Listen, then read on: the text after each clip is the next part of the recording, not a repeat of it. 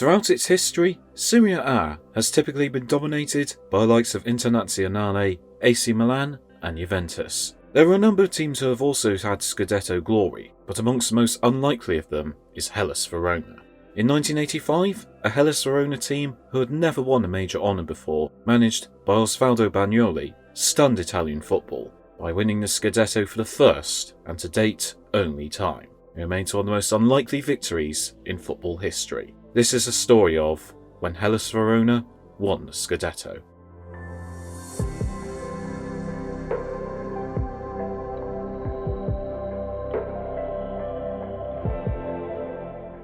Hellas Verona were founded in 1903 and slowly gained interest from the locals. It would take them nearly 30 years after the Italian football system we know today was founded to reach a top flight, although they were only there for a solitary season. It was only under stewardship of the legendary Niels Liedholm that they managed to establish themselves in the top flight. He took them back to Serie A in 1968, and in 1973 they would defeat AC Milan to deny the Rossoneri the title. They reached their first Coppa Italia final in 1976, but would lose 4-0 to Napoli. In 1981, they appointed Osvaldo Bagnoli as manager, a man who would change the club forever. He guided them to a 4th place finish in 1983, with them leading the table for several weeks. The next season, they reached another Coppa Italia final, as well as playing in the UEFA Cup for the first time. For the 84-85 season, Bagnoli worked on improving his team. German Hans-Pietr was brought in, a playmaker who could fit into both defence and midfield, renowned for his tough nature by refusing to wear shin pads. Danish forward Preben Elkjær was recruited too, who would go on to finish 3rd and 2nd in a Ballon d'Or over the next 2 years. He was a maverick, known for being a chain smoker, and was a free spirit who could amaze crowds, gaining attraction for his performances in Euro 84.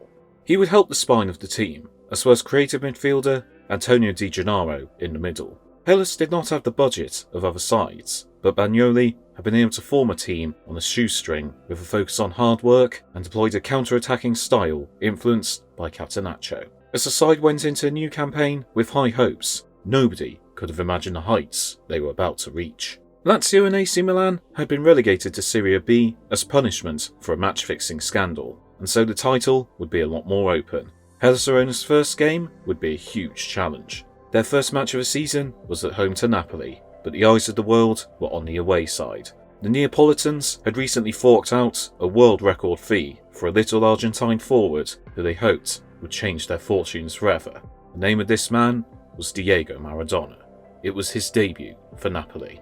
Fortunately, Hellas Verona rose to the challenge. A goal from Brigel on his debut, as well as strikes from Giuseppe Galdarisi and Antonio Di Gennaro, sealed a 3-1 win. Hellas Verona started as they meant to go on. More wins followed, including a statement 2-0 victory over Juventus, with an iconic moment. In the 81st minute, Preben Elkjær went on a mazy run and lost his right boot in the process. Nonetheless, with his bootless right foot, he tucked the ball into the bottom corner to seal victory for his side. Their form was stupendous, and they would not experience defeat until January. Out of nowhere, it seemed that maybe a miracle was brewing. Many wondered though if their luck had run out after their first defeat in a 2-1 loss to Avellino, but they rallied by holding Napoli to a draw and defeating Ascoli 2-0 and Udinese 5-3. A tough game against Inter saw Hellas enter it with 6 players missing due to illness, but their tough resolve saw them ground out a 1-1 draw.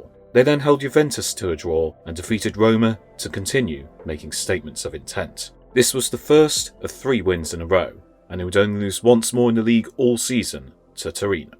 In the penultimate game of the campaign, they travelled to Bergamo to face Atalanta, with the opportunity to win the league. They did not disappoint. A leveller from Elkjær in the 51st minute sealed a draw, and as a result, the title. The impossible dream had been realised. Hellas Verona had not only won their first ever top-flight title, but their first ever major trophy. Nobody could have predicted it, but Osvaldo Bagnoli managed to mastermind the victory by working on a budget, motivating players to go beyond their expectations, and won the league using a grand total of 17 players. Hellas Verona returned home to 120,000 fans in blue and yellow, welcoming their new champions. They finished off the campaign in style with a 4-2 win over Avellino, with their star man Elkjær fittingly scoring the final goal of their season in the 90th minute. The miracle of Verona was complete in one of football's greatest underdog stories.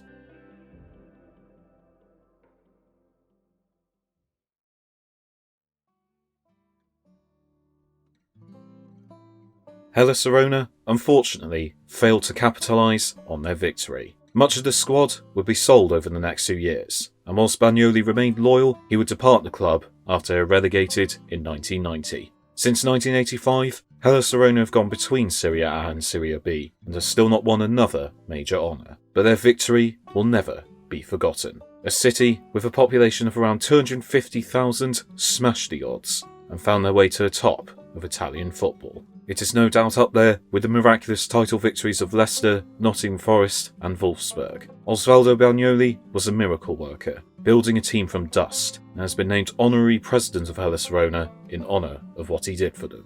It is improbable that Hellas Verona will reach such heights ever again, but the miracle of 1985 can never be taken away from them.